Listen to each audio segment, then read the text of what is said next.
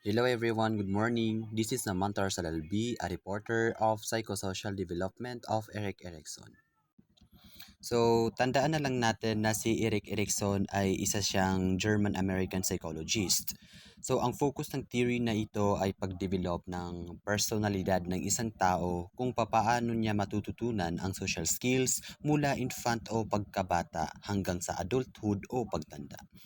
Ito ay may 8 stages. Sa bawat stages na ito ay makakaranas ng psychosocial crisis na maaaring makakaapekto, positibo man o negatibo sa personality development ng isang tao. So, ang unang stages dito ay ang tinatawag nating infancy stages. So, ang edad ng bata dito ay mula 1 to 2 years old.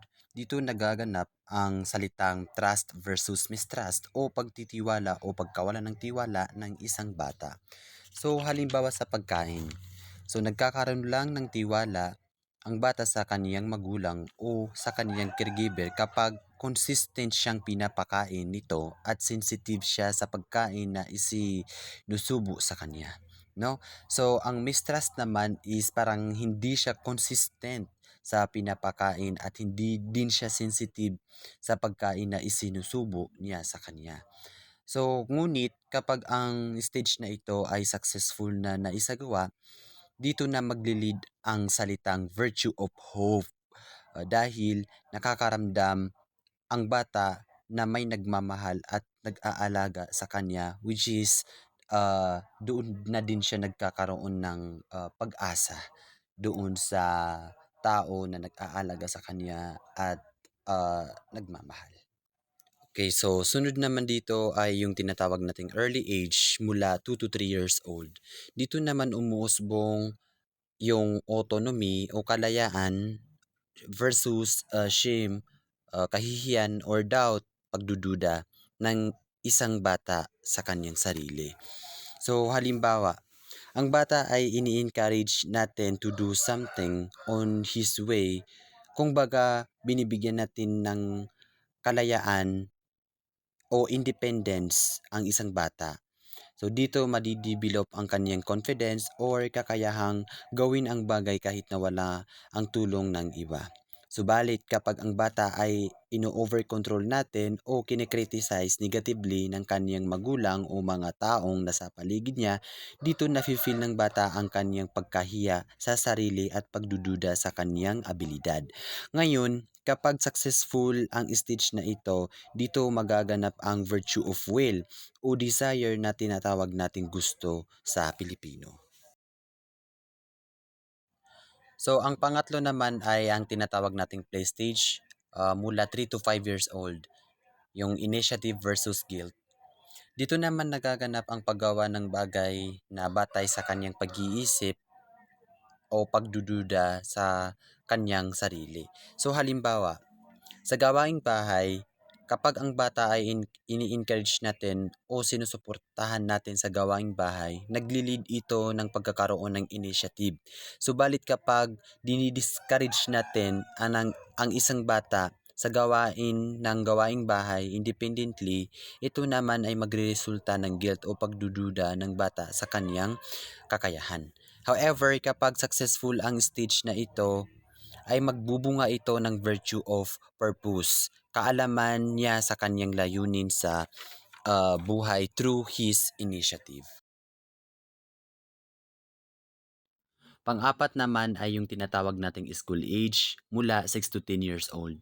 Dito naman nagaganap ang industry, kakayahan sa isang bagay versus inferiority o walang kakayahan sa isang bagay. Halimbawa sa paaralan. Ini-encourage ng magulang at guro ang isang bata na i-develop ang kanyang kakayahan. Dahil dito pwede itong makabuo ng industry o competency or competence. However, kapag ang isang bata ay naka-receive ng negative feedback plus hindi hinahayaang gawin ang kanyang skills, makakaramdam ang bata ng tinatawag nating inferiority o kahinaan sa kanyang abilidad. So kapag naging successful ang stage na ito ay magkakaroon ang bata ng virtue of competence o kakayahan sa gawain ng isang bagay.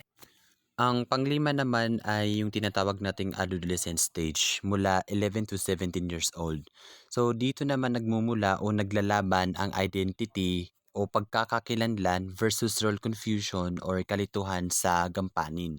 So halimbawa, ang magulang ng isang adolescents ay binibigyan ng kalayaan ng anak to identify his interest, values o di kaya ay rules sa kanyang buhay ay na makakatulong sa kanyang buhay ay magka-create ito ng tinatawag nating pag-alam sa kanyang identity. Samantala, kapag ang adolescents ay nakakaranas ng restriction sa kanyang mga magulang to explore something, this will lead to rule confusion sa pag-identify ng kaniyang purpose o sa kanilang landas o maging kanilang personal identity. Ngunit kapag ang stage na ito ay successful na naisagawa, magbubunga ito ng tinatawag nating virtue of fidelity.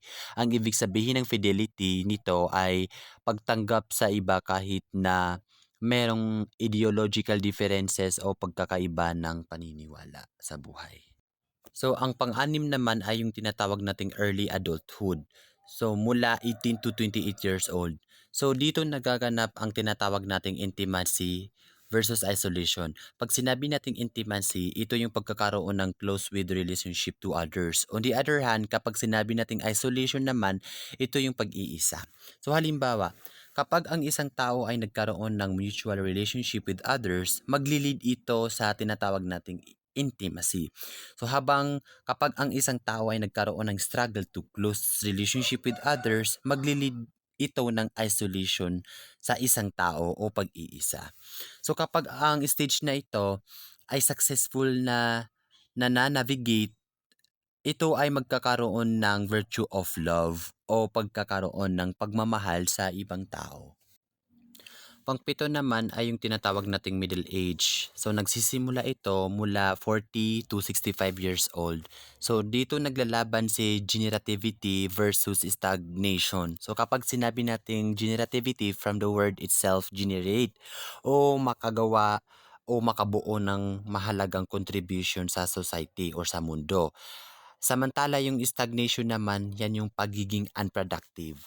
So halimbawa, kapag may nagawang magandang contribution sa society natin, papasok ang generativity. Samantala kapag unproductive ang isang tao sa kaniyang buhay sa stage na ito, maglilid ito ng stagnation o pagiging stagnant. Subalit kapag ang stage na ito ay naging successful, maglilid ito sa tinatawag nating virtue of care. Kumbaga, nagki-care tayo sa mga tao, caring people kumbaga.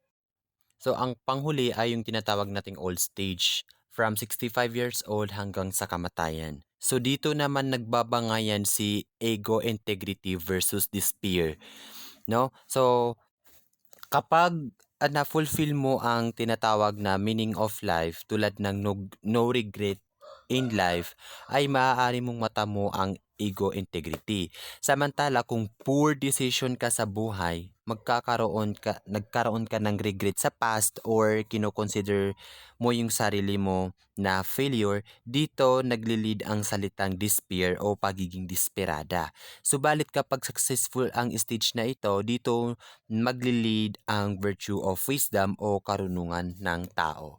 So hanggang dito na lang po yung report ko. I hope na mayroon kayong natutunan kahit maliit man lang. Thank you for watching. Bye-bye.